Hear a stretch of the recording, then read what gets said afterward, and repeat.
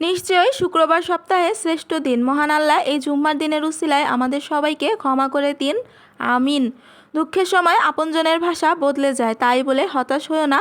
মনে রেখো, আকাশে কালো মেঘ কিন্তু সারা জীবন থাকে না, ঠিক তেমনি তোমার দুঃখগুলোও চিরস্থায়ী নয়। যদি তুমি খারাপ পরিস্থিতিতে হাসতে পারো তাহলে তুমি জিতে গেছো। যন্ত্রণা দেখে পালিয়ে যেও না, একদিন এই যন্ত্রণাই তোমার সবচেয়ে বড় শক্তিতে পরিণত হবে ইনশাল্লাহ। আসসালামু আলাইকুম, কেমন আছেন আপনারা সবাই? আশা করছি আল্লাহর অশেষ রহমতে আপনারা সবাই অনেক ভালো আছেন। আর এই তো চলে আসলাম আরেকটি নতুন ব্লগ ভিডিও নিয়ে। আশা করছি আমার আজকের ব্লগ ভিডিওটি আপনাদের ভালো লাগবে। তো এটা ছিল কুড়িগ্রামের ভিডিও। তো কুড়িগ্রামে গিয়েছিলাম গত কয়েকদিন আগে। তো এই ভিডিওটা তো আর কয়েকদিন থেকে তো আমি ভিডিও আপলোড করতেছি না, যার কারণে এই ভিডিওটা আর আপলোড করা হয়নি, তাই ভাবলাম আজকের ভিডিওর সাথে অ্যাড করে দেই। তো এই তো কুড়িগ্রামে গিয়েছিলাম। আর এই যে এখানে একটা কড়ি ফুলের গাছ, তো এই ফুলটার নাম কি আমি সঠিক জানি না, আমরা কড়ি ফুল বলেই ডাকি। তো ফুল গাছে অনেক ফুল হয়েছিল, পুরা গাছটা ভর্তি ফুল ছিল, এই জন্য আমি কয়েকটা ফুল আবার ছিঁড়ে নিলাম। খুব ভালো লাগতেছিল নিজের হাতে ফুল ছিঁড়তে। তো আমার কিন্তু অনেক ভালো লাগে নিজের হাতে গাছ থেকে ফুল ছিঁড়তে। আর এই যে ওয়েদারটা কিন্তু অনেক বেশি ভালো ছিল, বেশ রৌদ্র ছিল আর আকাশটাও অনেক সুন্দর ছিল। আর এই তো কুড়িগ্রাম থেকে কিন্তু চলেও আসতেছি, আর সন্ধ্যা হয়ে গিয়েছিল, গাড়িতে উঠতে উঠতে রাত হয়ে গিয়েছিল, আর বাসায় ফিরতে ফিরতেও কিন্তু রাত হয়ে গিয়েছিল। রাত্রে আর সেরকম কিছুই ভিডিও করি নাই, এই তো সকাল থেকেই কিন্তু ভিডিওটা শুরু করে দিয়েছি। সারাটা দিন কি করি সেই সব কিছুই কিন্তু আজকের ভিডিওতে শেয়ার করব। তোমার প্রিয় আপু ভাইয়ারা আপনারা সকলে কেমন আছেন অবশ্যই কমেন্ট করে জানাবেন। আর আমার প্রিয় আপু ভাইয়ারা প্লিজ একটা লাইক দিয়ে সম্পূর্ণ ভিডিওটা দেখে নেবেন। আর যে বললাম না কুড়িগ্রাম গিয়েছিলাম, আসলে কুড়িগ্রামে ভীষণ দরকারে গিয়েছিলাম। তো কাজ শেষ করে চলে আসছি, আর কাজ হয়েও গিয়েছে।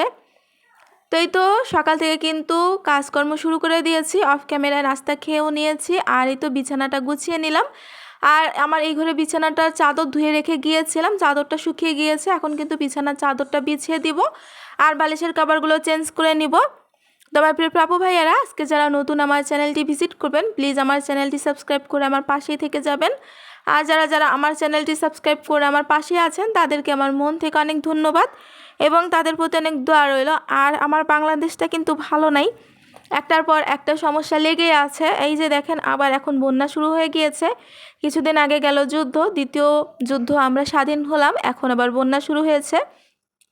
বাংলাদেশের অনেক জায়গায় বন্যা হয়েছে, খুবই খারাপ অবস্থা। নোয়াখালী, ফেনী আরও অন্যান্য জায়গা, হবিগঞ্জ যখনই দেখি অনলাইনে আসি খুবই খারাপ লাগে, খুবই কষ্ট লাগে। বাচ্চা বাচ্চা বড়, তারপর হচ্ছে পশু পাখি, হাঁস মুরগি, তারপরে ঘর বাড়ি তলিয়ে যাচ্ছে, খুবই খারাপ লাগে যখনই এইসব দেখি, খুব কষ্ট হয়। আসলে আমার বাংলাদেশটা একদম ভালো নেই। মহান আল্লাহর কাছে একটাই চাওয়া, আল্লাহ আমার দেশটা, আমার বাংলাদেশটাকে হেফাজত করুন, আমার বাংলাদেশের সকল মানুষদের হেফাজত করুন।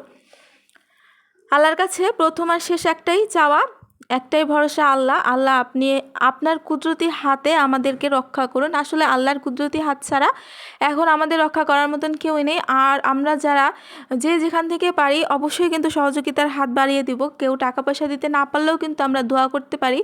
আমরা বেশি বেশি দোয়া করব মহান আল্লাহর কাছে এই বন্যার কবল থেকে মহান আল্লাহ যেন সকলকে হেফাজত করেন।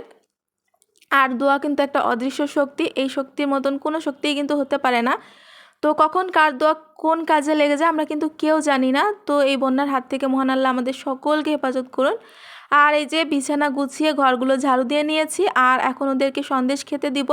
ওদেরকে খেতে দিয়ে আমি আরও বাকি যে কাজকর্মগুলো আছে সেগুলোও কিন্তু করে নিব। আর অনেক কাপড় ছিল, কাপড়গুলো কিন্তু আমি যেদিন কুড়িগ্রাম থেকে এসেছি সেদিনে কিন্তু ধুয়ে নিয়েছি। অনেক কাপড় ছিল, আসলে বাইরে গেলে দেখা যায় অনেক কাপড় হয়ে যায়, আর সেই কাপড়গুলো কিন্তু আবার সাথেই পরিষ্কার করে নিতে হয়। আর পরের দিনের আশা আর রাখি নেই, রাখলে আমারই ঝামেলা হয়ে যেত, এজন্য কিন্তু রাত্রেই ধুয়ে নিয়েছি। যদিও দেরি হয়েছে তারপরেও কিন্তু ধুয়ে নিয়েছি। আর এই যে এখানে কাঁচামরিচ কয়েকদিন থেকে আনা হয়েছিল, তো কাঁচামরিচগুলো আর বাছা হয়নি, এখন বেছে শুকিয়ে কিন্তু একটা বক্সে রেখে দিব, তারপরে অনেক দিন থাকবে। আর কাঁচামরিচ ফ্রেশ আনলে হয় কি অনেক দিন রাখার পরও মানে নষ্ট হয়ে যায় না। আর ভারতের যে ফারাক্কা বাঁধটা আছে আমরা তো সবাই জানি, সেটা ছেড়ে দিলে বাংলাদেশ তো তলিয়ে যাবে, এটাই স্বাভাবিক। কেন যে মানুষ এরকম করে, মনুষ্যত্ব থাকলে মানুষ কখনো এরকম কাজ করতো না। আসলে এতগুলা মানুষ, কোটি কোটি মানুষ বাংলাদেশে, এই মানুষগুলোর কি হবে এটা যদি একবারও চিন্তা করতো তাহলে কিন্তু এই কাজটা কখনোই করতো না। আর এতগুলো বাদ কিন্তু তারা ছেড়েও দিত না। শত্রুতা কীরকমভাবে করা যায় তারা কিন্তু খুব ভালোভাবে বুঝিয়ে দেয়, অনেক সময় কিন্তু তারা এই কাজটা করে থাকে।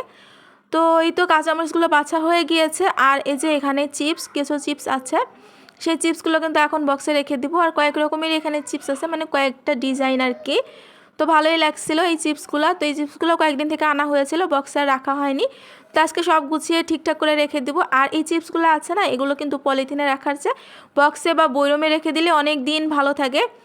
আর যদি এরকম পলিথিনে রাখা হয় তাহলে কিন্তু বেশি দিন ভালো থাকে না। এজন্য আপনারা যদি এরকম চিপস এনে রাখেন বা তৈরি করে রাখেন, সুন্দর করে এভাবে বক্সে রেখে দিবেন বা বয়মে রেখে দিবেন। আর কিছুদিন পর পর একটু শুকিয়ে নেবেন রোদ্রে, তাহলে কিন্তু অনেক দিন ভালো থাকবে, অনেক দিন পর্যন্ত সংরক্ষণ করা যাবে। আর এই তো এখন আমি চিপসগুলো বয়মে নিয়ে নিই। বয়মে নিয়ে আরও যে কাজগুলো আছে টুকটাক সেগুলোও কিন্তু করে নিব। এই তো চিপসগুলো কিন্তু ডিজাইনগুলো ভালোই লাগতেছে। আর এরকম সিরিঞ্জ দিয়ে আমিও চিপস তৈরি করতে পারি, আসলে রোদ্রের অভাবে করি না। ফ্ল্যাট পাশে থাকলে হয় কি, রোদ্র তো সেরকম পাওয়া যায় না। আর এই ধরনের চিপসগুলো কিন্তু ভালো করে রোদ্রে শুকাতে হয়। তো এই তো আমি চিপসগুলো কিন্তু বের করে নিয়েছি।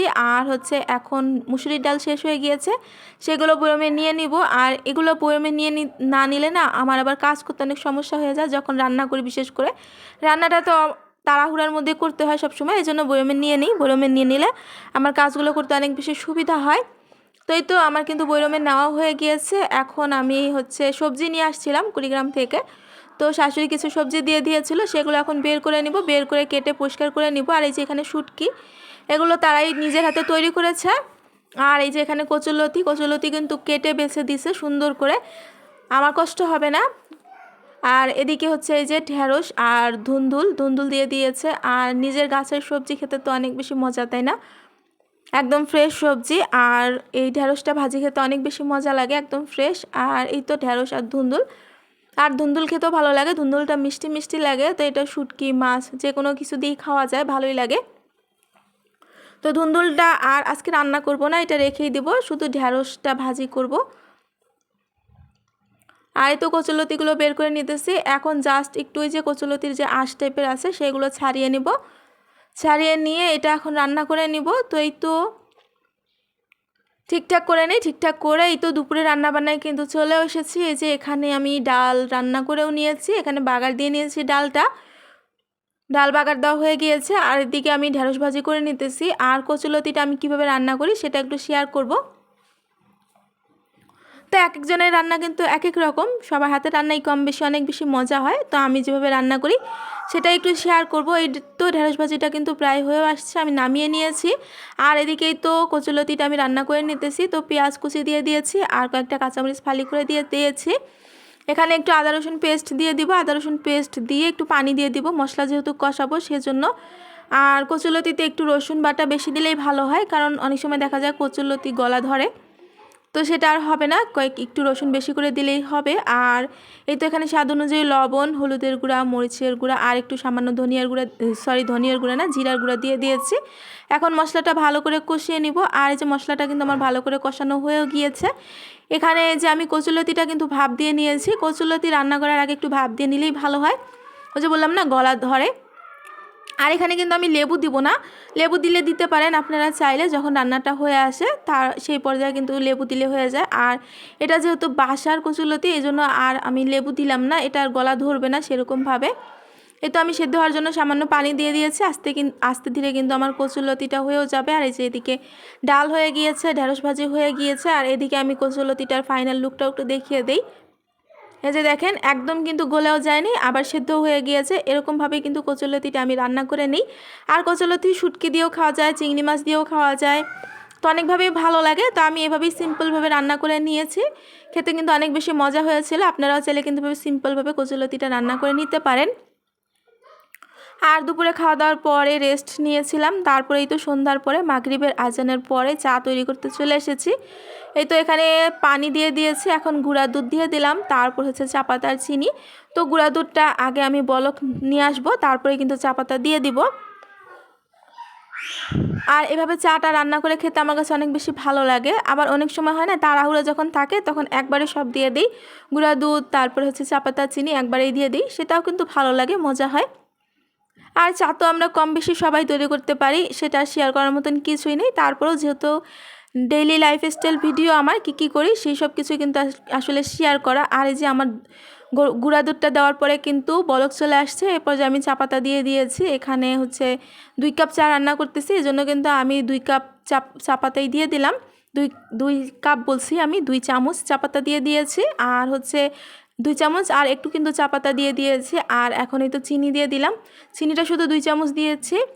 2 কাপ চায়ের জন্য 2 চামচ চিনি কিন্তু একদম যথেষ্ট। আর যারা মিষ্টি পছন্দ করেন বা কম মিষ্টি পছন্দ করেন, তারা তাদের পছন্দ অনুযায়ী চিনিটা কিন্তু দিয়ে দিবেন। আর এই যে আমার চাটা কিন্তু হয়েও গিয়েছে। এখন চিনির বয়মটাও কিন্তু ঠিকঠাক করে লাগিয়ে রাখবো, কারণ যেহেতু বৃষ্টির সময় চিনির বয়মটা ঠিকঠাক মতো না লাগিয়ে রাখলে হয় কি পিঁপড়া উঠে আসবে, এজন্য চিনির বয়মটা ভালো করে লাগিয়ে রাখলাম। আর এই যে এখানে নাস্তা, আর এই নাস্তাগুলো অবশ্য আমার বোন নিয়ে আসছে, আমি আনি নাই। তো এই তো এখানে পেটিস, তারপরে হচ্ছে টাই নিয়ে আসছে, আর কেক নিয়ে আসছিল বাচ্চাদের জন্য। তো বাচ্চাদের দেখার জন্য আসছিল, তো যখন আসছিল আর ভিডিও করা হয়নি, তাড়াহুড়ার মধ্যেই ছিল। আর বাসা থেকে কেউ আসলে না খুব তাড়াহুড়ার মধ্যে দিয়ে আসে আর খুব তাড়াহুড়ার মধ্যে দিয়ে চলে যায়। তো এখন এই তো আমি আর বাচ্চারা সবাই মিলে কিন্তু নাস্তাটা খেয়েও নিব, দুধ চা, টাই আর হচ্ছে পেটিস। তো নাস্তাটা খেয়ে নিই। আর ওই যে আমি অনেক সময় স্যাড থাকি, তো এই জন্য কিন্তু আমার অনেক প্রিয় আপু ভাইয়ারা জিজ্ঞেস করে আপনার কি হয়েছে, তখন আমি উত্তরে বলি আমার মনের অসুখ হয়েছে। সবাই তখন বলে কি হয়েছে, আমি তখন বলি যে ঠিক জানি না, তবে সবাই বলে সারবে কবে। তখন আমি কিন্তু বলি ঠিক আমি জানি না। তো সবাই আবার আমাকে বলে আপনাকে কিন্তু হাসি মুখেই ভালো লাগে। তখন আমি আবার মনে মনে উত্তরে বলি হাসবো কী করে, বিষাদের ছায়া নেমেছে। আর যখন হাসি খুশি থাকি তখন অনেকেই ভাবে অনেক খুশি। তখন দেখা যায় যে আমি বলি কেউ তো জানে না কপালে যাবজ্জীবন দুঃখ। তো মিথ্যা হাসির আড়ালে নিয়তির লেখা কঠিন কিন্তু যাবজ্জীবন আমার। তো যারা বুঝার তারা তো বুঝে গিয়েছেন, আর যারা না বুঝার তারা দুষ্টু মিষ্টি কমেন্ট কিন্তু করতেই পারেন। আর এই তো চা খেয়ে নিতেছি, মাশাআল্লাহ চাটাও কিন্তু অনেক বেশি মজা হয়েছিল। সবাই ভালো থাকবেন, সুস্থ থাকবেন।